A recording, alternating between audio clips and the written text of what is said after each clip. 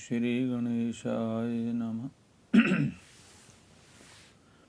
गजाननं भूतगणादिसेवितं कपित्थजम्बूफलचारुभक्षणम् उमासुतं शोकविनाशकारकं नमामि विघ्नेश्वरपादपङ्कजम्। सर्वमङ्गलमाङ्गल्ये शिवे सर्वार्थसाधिके शरण्ये त्र्यम्बके गौरी नारायणी नमस्तुते नारायणी नमस्तुते। कृष्णाय वासुदेवाय देवकीनन्दनाय च नन्दगोपकुमाराय गोविन्दाय नमो नमः। सच्चिदानन्दरूपाय विश्वोत्पत्त्यादिहेतवे तापत्रयविनाशाय गोविन्दाय नमो नमः। भगवान का नाम स्मरण करने की विधियाँ बहुत प्रकार की हैं। बहुत संतों ने, भक्तों ने ग्रंथों में, कथाओं में तरह तरह के रहस्य बताए हैं। ऐसे ही नाम स्मरण करते करते उनको आचार विहार पर भी विचार किया जाता है। जैसे ही आचार विचार करने लगते हैं, ये भी हमारा परम धर्म हो जाता है।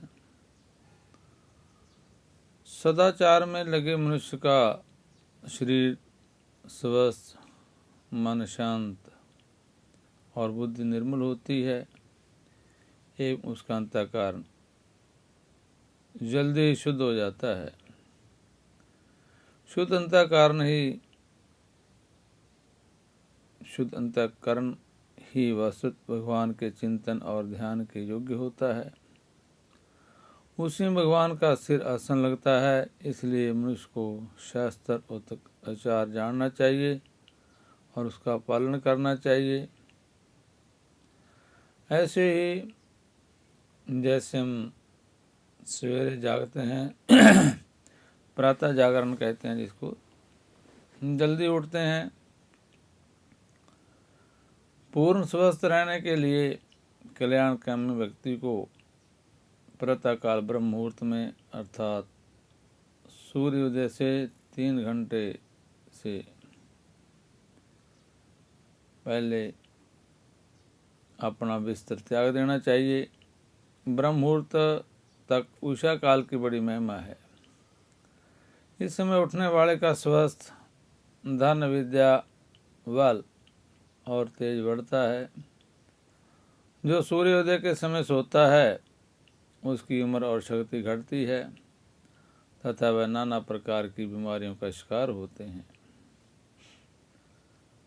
आयुर्वेद शास्त्रों में बताया गया है कि ब्रह्म मुहूर्त में उठने से वर्ण, कीर्ति, बुद्धि, लक्ष्मी, स्वस्थ तथा आयु की प्राप्ति होती है। उसका शरीर कमल की तरह प्रफुल्लित हो जाता है। वर्ण कीर्तिम मतिम लक्ष्मी स्वस्थमाश्च विन्दति ब्रह्मे मुहूर्ते संजागच्छर्यम्बा पंकजम यथा। ऐसा ही ग्रंथों में आता है। धर्मशास्त्रों में भी कहा गया है कि ब्रह्म मुहूर्त बुद्धेत, अर्थात सभी को ब्रह्म मुहूर्त में उठ जाना चाहिए। इस समय वायु अत्यंत शीतल तथा मधुर होती है। यह समय ब्रह्म का चिंतन करने के लिए सर्वोत्तम है, इसलिए इसे ब्रह्म मुहूर्त कहा जाता है। वैसे समय जो भी कार्य किया जाए वह बहुत अच्छा होता है। इस समय में चंद्र किरणा से अमृत का अक्षरण होता है, इसलिए इस काल को अमृत वेला भी कहा जाता है। सवेरे प्रातःकाल उठते ही शयनशैया पर सर्वप्रथम करतल दोनों हाथों की हथेलियों के दर्शन का विधान है। करतल का दर्शन हाथों का दर्शन करते हुए निम्नलिखित श्लोक का पाठ करना चाहिए। करा अग्रे वस्ते लक्ष्मी, कर मध्य सरस्वती, कर मूल्य स्तो गोविंद, प्रभाते कर दर्शनम।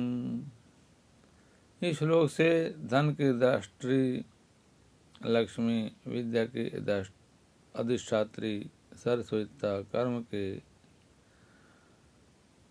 अधिष्ठाता की स्तुति की गई है। इस मंत्र का आशय यह है कि मेरे कर अर्थात हाथ के अग्रभाग में भगवती लक्ष्मी का निवास है। हाथ के बीच के भाग में सरस्वती तथा हाथ के मूल भाग में गोविंद निवास करते हैं। प्रभात काल में मैं हथेलियों में इनका दर्शन करता हूँ। इससे धन और विद्या की प्राप्ति के साथ साथ कर्तव्य कर्म करने की प्रेरणा होती है। भगवान वेद व्यास ने कुरोपलब्धि को मानव का परम लाभ माना है। भगवान ने हमें विशेष शक्ति इसलिए प्रदान की है कि हम अपने हाथों सदा सत्कर्म करते रहें। करावलोकन के विधान का आशय यही है कि प्रातःकाल उठते ही दृष्टि कहीं और न जाकर अपने हाथों में ही देव दर्शन करे, जिससे वृत्तियाँ भगवान चिंतन की ओर प्रवृत्त हों, बुद्धि सात्विक बनी रहे तथा पूरा दिन शुभ कार्य बीते रहें। इस प्रकार हाथों के दर्शन के बाद में व्यक्ति को चाहिए कि वह पृथ्वी माता की वंदन करे। पृथ्वी सबकी माता है, धरित्री है, उन्होंने सबको धारण कर रखा है। वह सभी के लिए पूज्य हैं, वंद्य हैं तथा आराधना के योग्य हैं। भगवान विष्णु की दो पत्नियां हैं, एक महादेवी लक्ष्मी श्री देवी तथा दूसरी है भूदेवी, जिसको पृथ्वी कहते हैं। निंद्रा परित्याग के अनंतर क्योंकि हमें अपने शयन के आसन से भूमि पर उतरना है तो पाँव रखना पड़ेगा, और अपनी माता के ऊपर कौन ऐसा है जो पाँव रखेगा। परंतु पाँव पैर रखे बिना भी आगे के कर्म संपादित होने संभव हैं। अतः इसी विशेषता के कारण पृथ्वी माता की सर्वप्रथम सबसे पहले वंदना की जाती है, और इस श्लोक के द्वारा प्रार्थना कर उनसे क्षमा मांगी जाती है। भूमि पर पाँव रखने से पहले ये श्लोक बोलना चाहिए। समुंदर वसने देवी पर्वतन मंडले, विष्णुत्पत्नी नमस्तुभ्यं पास्पर्शम क्षमस्वे। इसका भाव यह है कि हे पृथ्वी देवी, आप समुद्र रूपी वस्त्रों को धारण करने वाली हैं, पर्वत रूपी सतनों से सुशोभित हैं तथा भगवान विष्णु की आप पत्नी हैं। आपको नमस्कार है। मेरे द्वारा होने वाले पैर स्पर्श के लिए आप मुझे क्षमा करें। प्रातः जागरण के बाद यथासंभव सर्वप्रथम मांगलिक वस्तुएं गौ, तुलसी, पीपल, गंगा, देवविग्रह आदि जो भी उपलब्ध हों उनका दर्शन करना चाहिए तथा घर में माता पिता एवं गुरुजनों अपने से बड़ों को प्रणाम करना चाहिए। अपने से बड़ों को प्रणाम करने का बड़ा लाभ है। अभिवादन, प्रणाम करने वाले तथा नित्य वृद्ध पुरुषों की सेवा करने वाले पुरुष की आयु, विद्या, कीर्ति और शक्ति अर्थात बल, इन चारों की वृद्धि होती है। ऐसे ही अपने दोनों हाथों को एक दूसरे पर रखते हुए दाहिने हाथ से दाहिने पैर का तथा बाएं हाथ से बाएं पैर का स्पर्श करता हुआ उनको प्रणाम करे, अभिवादन करे। विज्ञान की दृष्टि से मनुष्य के शरीर में रहने वाली विद्युत शक्ति पृथ्वी के कर्षण द्वारा आकृष्ट होकर पैरों से निकलती रहती है। दाहिने हाथ से दाहिने पैर और बाएं हाथ से बाएं पैर का स्पर्श करने पर वृद्ध पुरुषों के शरीर की जो शक्ति है, विद्युत शक्ति का प्रवेश प्रणाम करने वाले पुरुष के शरीर में शीघ्रता से हो जाता है। इस विद्युत शक्ति के साथ वृद्ध पुरुष के ज्ञान आदि सद्गुणों का भी प्रवेश हो जाता है। विद्युत शक्ति मुख्य रूप से पैरों द्वारा निकलती है, इसलिए पैर ही छुए जाते हैं, सिर आदि नहीं। वृद्ध पुरुषों को नित्य प्रणाम करने से प्रसन्न होकर अपने दीर्घकालीन जीवन में संपादन किए हुए ज्ञान का दान प्रणाम नमस्कार करने वाले को देते हैं। इस प्रकार ज्ञान दान द्वारा प्रत्यक्ष रूप में और विद्युत शक्ति प्रवेश द्वारा अप्रत्यक्ष रूप में उनके गुणों की प्राप्ति प्रणाम करने वाले व्यक्ति को प्राप्त हो जाती है। प्रातःकाल उठने के बाद शौचादि कृत्य से निवृत्त होकर अथवा इसके पूर्व हाथ मुंह धोकर कपड़े बदलकर अपने इष्ट देव का, देवताओं का तथा महापुरुषों का स्मरण तथा उनकी प्रार्थना करनी चाहिए। सवेरे उठकर प्रातः स्मरण श्लोकों का प्रातःकाल पाठ करने से बहुत कल्याण होता है, जैसे दिन अच्छा बीतता है। दूसरा, दूसरापन, कली दोष, शत्रु, पाप और भव के भय का नाश होता है। विष का भय नहीं होता, धर्म की वृद्धि होती है, ज्ञानी को ज्ञान प्राप्त होता है, रोग नहीं होता, पूरी आयु मिलती है, विजय प्राप्त होती है, निर्धन धनी होता है, भूख प्यास और काम बाधा नहीं होती तथा सभी बाधाओं से छुटकारा मिलता है, आदि आदि। बहुत ही प्रातः उठकर स्मरण करने से इतना लाभ होता है। इसके साथ ही स्वयं देवी गुणों का आधान और महापुरुषों के गुणों को जीवन में धारण करने की प्रेरणा मिलती है। इसी मनोविज्ञान के आधार पर प्रातःकाल उनके स्मरण का विधान किया गया है। प्रातः स्मरण के कुछ श्लोक मंगलाचरण के साथ आ जाते हैं। जैसे जैसे हमको याद हों ऐसे ऐसे हमको उन श्लोकों को बोलना चाहिए। भगवद गीता में भगवान ने यह आदेश दिया है कि सर्वकर्मणां तम भर्चया सिद्धि मिन्ति मानवा। अपने कर्मों के द्वारा भगवान की पूजा संपन्न होने पर लक्ष्य की प्राप्ति हो जाती है।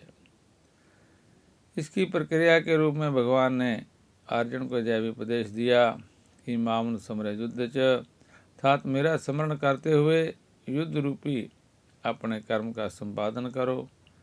यह जगत के सभी मनुष्यों के लिए भगवान का उपदेश है, अतः संकल्प रूप में भगवान से जय प्रार्थना करनी चाहिए। हे परमात्मन, श्रुति और स्मृति आपकी ही आज्ञाएं हैं। आपकी इन आज्ञाओं के पालन के लिए मैं इस समय से लेकर सोने तक सभी कार्य करूँगा। इससे आप मुझ पर प्रसन्न हो, क्योंकि आज्ञा पालन से बढ़कर स्वामी की और कोई सेवा नहीं होती। आपकी जो आज्ञा है कि काम करने के साथ साथ मैं आपका स्मरण करता रहूं। तदनुसार यथासंभव आपका स्मरण करता हुआ और नाम लेता हुआ काम करता रहूँगा तथा उन्हें आपको समर्पित भी करता रहूँगा। इस कर्म रूप पूजा से आप प्रसन्न हो। इस प्रकार प्रार्थना करनी चाहिए कि हे जीवे, तुम सभी रसों के तत्व को जानने वाली हो तथा सर्वदा मधुर रस ही तुम्हें प्रिय है।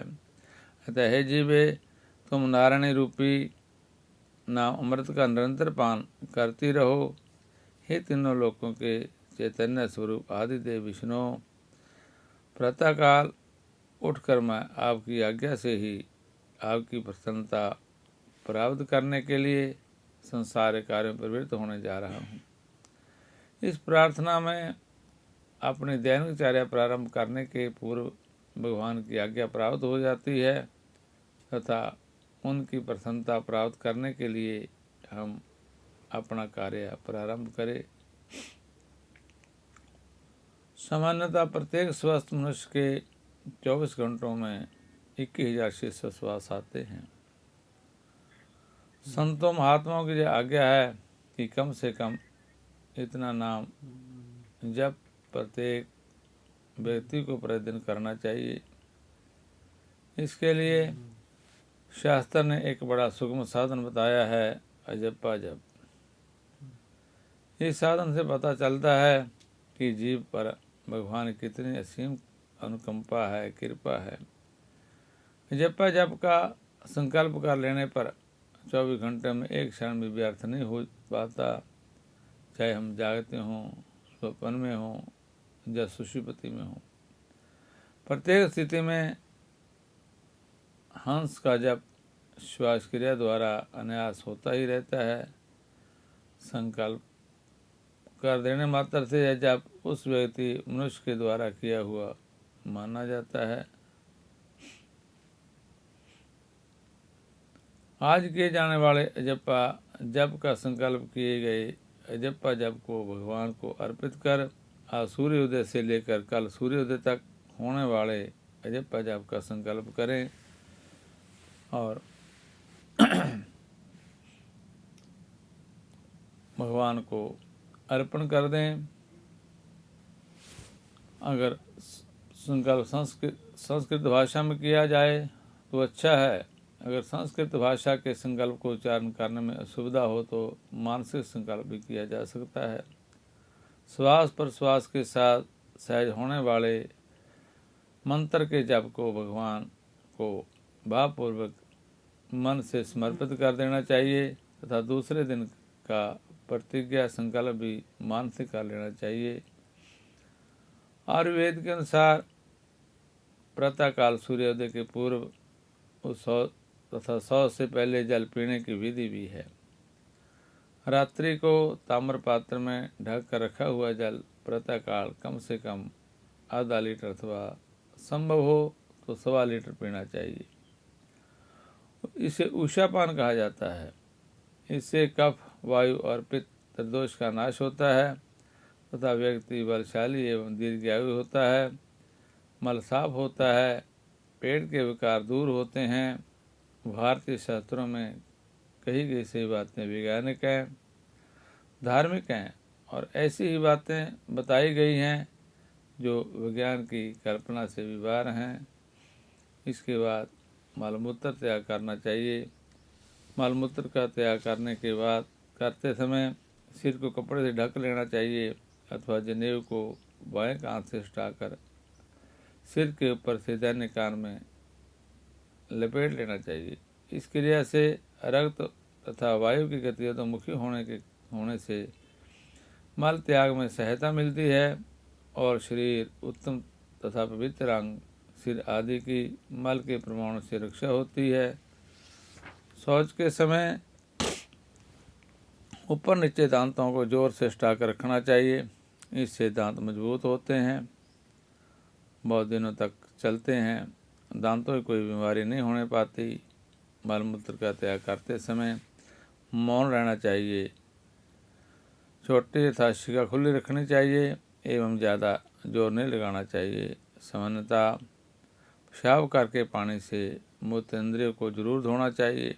मल त्याग के बाद मिट्टी से गुदा आदि जरूर धो लें। इससे वह शरीर की बीमारी नहीं होती। शास्त्र के अनुसार लिंग को एक बार तथा गुदा को 3 बार मिट्टी लगाकर धो लेना चाहिए। बाएं हाथ से 10 बार और दोनों हाथों को मिलाकर 7 बार तथा पैरों को मिट्टी से धोने का विधि विधान है।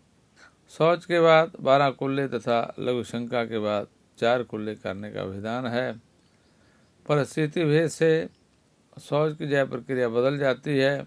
स्त्री और शूद्र के लिए तथा रात में अन्यों के लिए भी यह आदि हो जाती है। यात्रा अर्थात मार्ग में चलते समय चौथाई बरती जाती है। रोगियों के लिए यह प्रक्रिया उनकी शक्ति पर निर्भर हो जाती है। शौच का उपयुक्त विधान स्वस्थ गृहस्थों के लिए है। आजकल आधुनिक वातावरण में मिट्टी के स्थान पर साबुन से हाथ धोने की प्रक्रिया चल रही है, परंतु शास्त्र के अनुसार साबुन से शुद्धि और पवित्रता नहीं होती, यह मिट्टी से ही प्राप्त होती है। आजकल तो अधिकतर चर्बी युक्त साबुन बनते हैं जो और भी अशुद्ध हैं। इससे हाथ धोने में कभी कभी स्वच्छता की प्रतीति तो होती है, परंतु वास्तव में पवित्रता प्राप्त नहीं होती। वैसे भी मल, घृत तेल की तथा पित्त की संगता चिकनाहट मिली रहती है। उसकी शुद्धि रुक्ष तथा क्षार युक्त मिट्टी या राख से जितनी अच्छी तरह होती है, वैसी स्निग्ध साबुन से नहीं होती। मिट्टी और जल से होने वाला यह शौच कार्य भारी है, इसकी भी आवश्यकता है, किंतु अभ्यंतर आंतरिक शौच के बिना यह प्रतिष्ठित नहीं हो पाता। मनोभाव को शुद्ध रखना अभ्यंतर शौच माना जाता है। किसी के प्रति ईर्ष्या, राग, द्वेष, लोभ, मोह, मद, मत्सर्य, घृणा आदि के भाव का ना होना अभ्यंतर शौच है। व्याघ्रपाद का कथन है कि यदि पहाड़ जितनी मिट्टी और गंगा के समान जल से जीवन भर कोई वायु शुद्धि करता रहे, किंतु उसके पास अंतरिक्ष शौच ना हो तो वह शुद्ध नहीं हो सकता। अतः अभ्यंतर शौच अति आवश्यक है। भगवान सब में विद्यमान है, इसलिए किसी से द्वेष, क्रोध आदि क्यों किया जाए, इसलिए किसी द्वेष, क्रोध आदि क्यों किया जाए।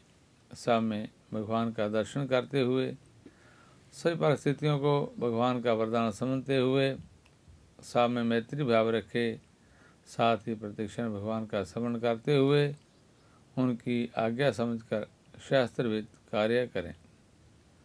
शौच मृत्यु के पश्चात व्यक्ति को दांतन तथा मंजन से दांतों को साफ करना चाहिए।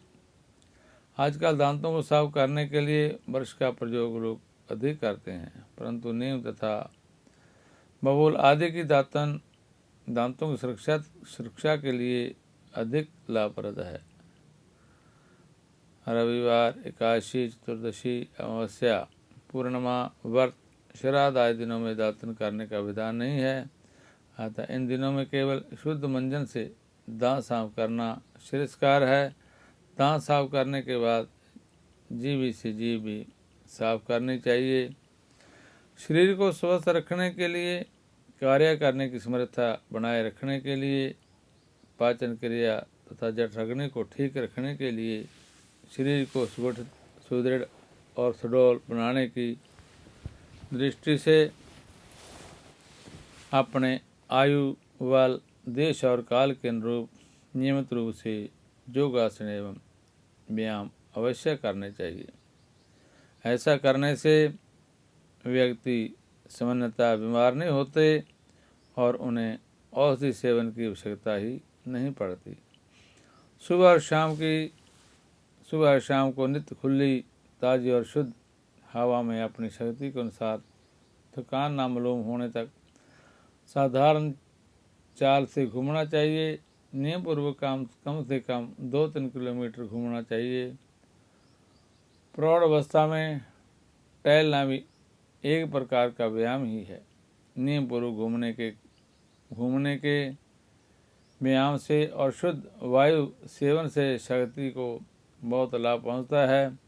यह कार्य स्नान के बाद अथवा पूर्व दोनों प्रकार से किया जा सकता है। एक बात का ध्यान रखना है कि व्यायाम, योगासन अथवा टहलने के समय भगवान नाम जप अथवा स्तोत्र पाठ आदि जरूर करने चाहिए, अवश्य करने चाहिए, जिससे समय का आध्यात्मिक सदुपयोग होता रहे। आयुर्वेद शास्त्रों में शरीर की आरोग्यता तथा मन की प्रसन्नता के लिए तेल मालिश भी प्रतिपादित किया गया है। जरा, श्रम तथा वात के विनाशार्थ और शरीर की दृढ़ता, पुष्टि और दृष्टि वृद्धि के लिए स्नान के पहले नित्य तेल की मालिश करनी चाहिए। सिर, कान तथा पांव के तलवों में तेल की मालिश का विशेष लाभ है। कान में तेल डालने से कान के रोग, उच्चा सुनना, बहरापन आदि विकार नहीं होते। सिर की मालिश से कानों को और कानों की मालिश से पाँवों को लाभ पहुँचता है तथा पाँवों की मालिश से नेत्र रोग का एवं नेत्रों के अभ्यंग से दंत रोग का शमन होता है। तेल मार्दन के विषय में चरक ने कहा है कि शरीर को स्वस्थ रखने के लिए अधिक वायु की आवश्यकता है। वायु का ग्रहण त्वचा के आश्रित है। त्वचा तथा चमड़ी के लिए अभ्यंग तेल मालिश परम उपकारी है, इसलिए मालिश करनी चाहिए। साधारणतः तो यही माना जाता है कि वायु का ग्रहण करके नासिका द्वारा ही किया जाता है, किंतु वास्तविक बात यह है कि जितनी वायु का नाक से ग्रहण किया जाता है उतनी वायु शरीर के लिए पर्याप्त नहीं है। इसलिए शरीर में त्वचा के रोमकूपों से ही शेष वायु की पूर्ति होती है। इस रोमकूपों को स्वच्छ, शुद्ध तथा खुला रखने के लिए ही तेल मर्दन का मुख्य रूप से विधान किया गया है। इसके अतिरिक्त तेल मर्दन से त्वचा कोमल बनती है। तेल मालिश के लिए सरसों का तेल अधिक उपयोगी है। धर्म ग्रंथों में, धर्मशास्त्रों में एकादशी, पूर्णिमा, अमावस्या, सूर्य की संक्रांति, व्रत तथा श्राद्ध आदि के दिनों एवं रवि, मंगल, गुरु और शुक्रवार को तेल लगाने का निषेध है, किंतु यह निषेध तिल तेल के लिए ही है, सरसों के तेल तथा सुगंध तेल के लिए नहीं। ब्रह्मचारी तथा सन्यासी के लिए तेल भंग निषेध है। शास्त्रों में क्षौर संबंधी विचार विस्तार से हुआ है। क्षौर, वाल कब कटवाने चाहिए, क्षौर कब करवानी चाहिए, कब नहीं करना चाहिए तथा क्यों नहीं करना चाहिए, इस पर अनेक प्रकार की मीमांसा प्राप्त होती हैं। प्राचीन शास्त्रीय परंपरा के मानने वाले लोग इन बातों का ठीक ठीक पालन करते हैं, किंतु इसका फल अदृष्ट होने से कुछ आधुनिक लोग विचार नहीं रखते। सामान्य सोमवार, बुधवार, एतवार तथा शुक्रवार क्षौर कर्म के लिए वाल कटवाने के लिए प्रशस्त दिन माने गए हैं। एकादशी, चतुर्दशी, अमावस्या, पूर्णिमा, संक्रांति, शनिवार, मंगलवार, बृहस्पतिवार, व्रत के दिन तथा श्राद्ध आदि के दिनों में बाल तथा दाढ़ी नहीं बनवानी चाहिए। जिस व्यक्ति को एक संतान हो उसे सोमवार के दिन क्षौर निषिद्ध है। व्यक्ति को प्रतिदिन मंत्रपूत स्वच्छ जल से स्नान करना चाहिए, तभी वह संध्या वंदन, मंत्र जाप, स्तोत्र आदि पाठ तथा भगवत दर्शन और चरणामृत ग्रहण करने का अधिकारी बनता है।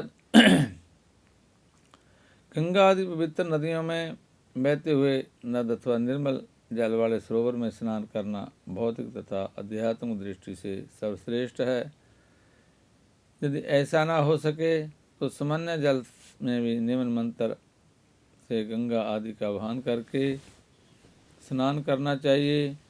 गंगे जमुने चैव गोदावरी सरस्वती नर्मदे सिंधु कावेरी जलस्मिन् सन्निधिं कुरु। टंकी में जमा किए हुए नल के जल की अपेक्षा कुएं से निकाले हुए जल से झरने का जल, झरने के जल से सरोवर का जल, सरोवर के जल से नदी का जल, नदी के जल से तीर्थ का जल, तीर्थ के जल से गंगा जी का जल अधिक से अधिक श्रेष्ठ माना जाता है। उषा की लाली के पहले स्नान करना उत्तम माना गया है। इससे प्रजापत्य व्रत का फल प्राप्त होता है। तेल तथा शरीर को मल मल कर नदी में नहाना मना है, अतः नदी से बाहर तट पर ही देह मल कर नहा लें, तब नदी में गोता लगाएं। शास्त्रों ने इसे मल्लापकर्षण स्नान कहा है।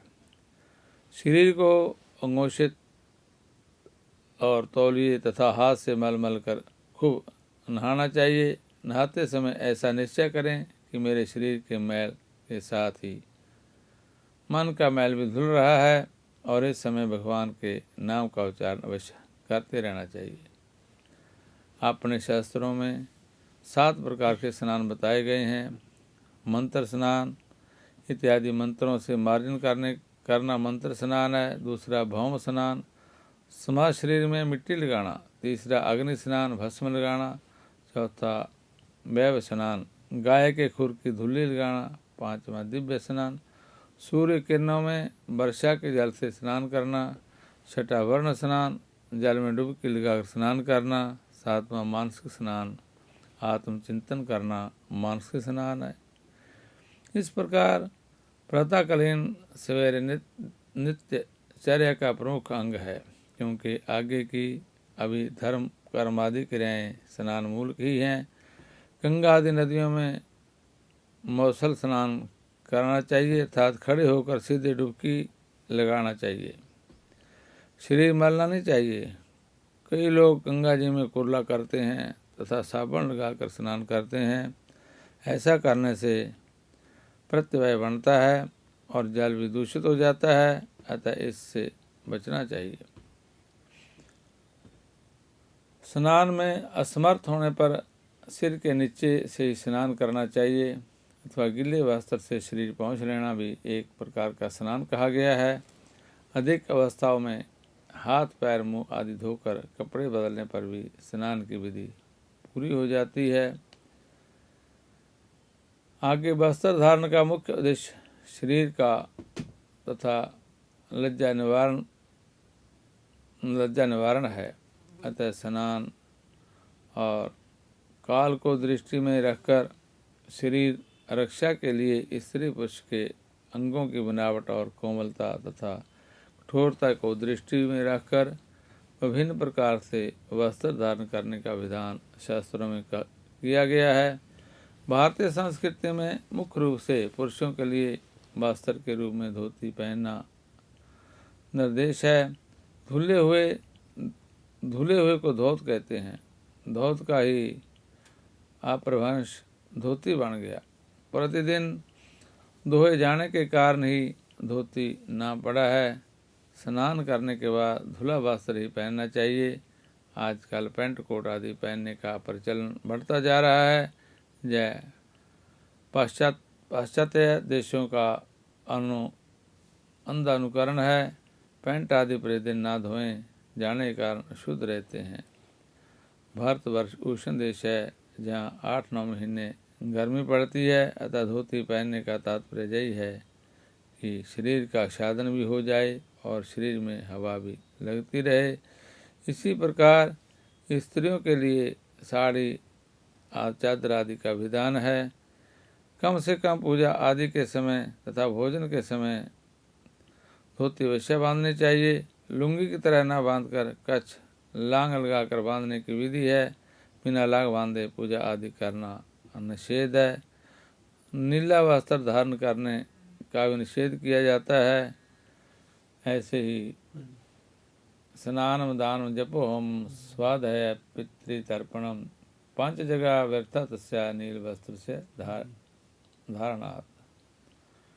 जो नील वस्त्र धारण करके स्नान दान जप होम स्वाध्याय पितृ अर्पण पंच महाजग आदि कर्म करता है उसके वह कर्म निष्फल हो जाते हैं। उन्नी तथा रेशमी वस्त्र बिना धोए ही प्रयोग में लिए जा सकते हैं, वे शुद्ध माने जाते हैं। निष्काम भाव निष्कर्ष रूप में वस्त्रों को धारण करने से सर्दी गर्मी तथा लज्जा निवारण आदि मुख्य देशों की पूर्ति होती है तथा शरीर विज्ञान अनुसार कोई रोग उत्पन्न न होकर रोगों का नाश होता है एवं मनोविज्ञान अनुसार भोग विलास कामुकता आदि मानसिक रोग उत्पन्न न होकर सादगी आदि सत्व गुण बढ़ते हैं और आर्थिक पारिवारिक और सामाजिक संकट उत्पन्न करते हों, ऐसे वस्त्रों को ही धारण करना चाहिए। इस सब पर विचार करके ऋषियों ने जैसा वस्त्र धारण करने का विधान किया है वैसा ही धारण करना चाहिए। नहाने के बाद सिर के केश को कंघी से ठीक कर लिया जाए, जिससे कोई जीव जंतु या कूड़े का कण सिर पर न रहने पाए। सिर पर कंघी करने से बुद्धि का विकास होता है। शेष चर्चा आगे के भाग में।